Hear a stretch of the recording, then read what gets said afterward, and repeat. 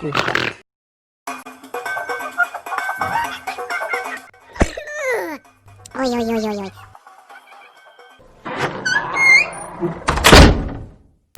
ndeba uyu munsi abarwayi bazindutse ari benshi, ndabona umurongo ari muremure. Reka babanze bareke nigire kuri chat nivuganire n'umusheri ndaba mbakira. Niko ubu turaguma ku murongo kugera ryari? Buriya muntu ndabuzereye kuri telefone ntikira, ubuse ntihagize umuntu rwose utinyuka akagenda akamubaza niba turi buvurwe cyangwa dutahe bigira inzira.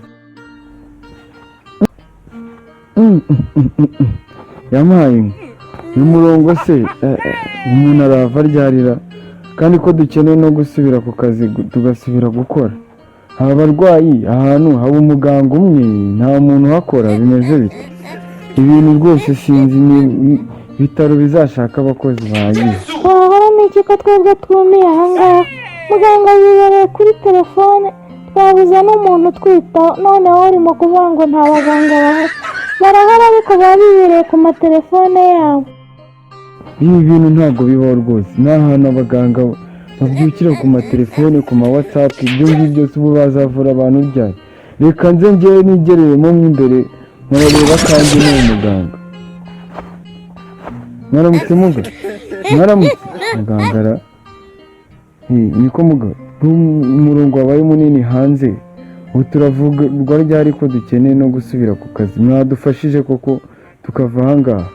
Hari ibintu nari mpugiyemo ngira ngo mbone uburyo mbakira, nimugende mujye ku mirongo neza, ndaje mbakire, mumbwirire nimero ya mbere yinjire. Ewe mbega udufoto twiza we, so yari ari muri Amerika, yesu we sha, nanjye reka mpite nkoherereza akanjye cyagiye ndi ku mazi nasohotse, sha nanjye urahita ubona ari keza cyane. Mama ndapfuye nabara. Mwana apfuye muganga we. Uwo murwayi muvuga urembye ari hehe uguye? Ari hehe? Muganga ntugire icyo umbwira, umwana wanjye arapfuye, yikubiza hasi, zimwe n'izindi mutanga serivisi mbi. Yewe muganga, umwana wanjye napfa muramuriha n'igihe twaziye hano, twahageze mu gitondo. Muganga murandira umwana wanjye agira icyaba, murabona namwe. Niko di, ubu ngubu abantu kurinda kugwa ku murongo, abantu umurongo ungana gutya tutabohereza ngo tubasuzume batahe, ukarinda kuduteza ikibazo kimeze gutya.